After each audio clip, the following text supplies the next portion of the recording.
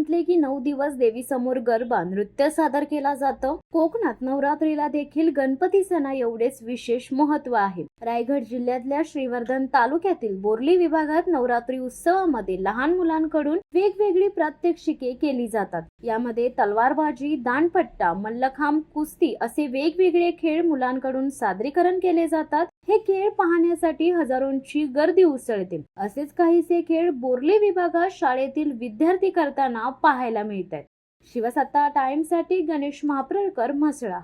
दे धडक बेधडक वृत्त देणाऱ्या आपल्या शिवसत्ता टाइम्स न्यूज चॅनलला लाल बटन दाबून सबस्क्राईब करा आणि बेल आयकॉनला क्लिक करायला विसरू नका.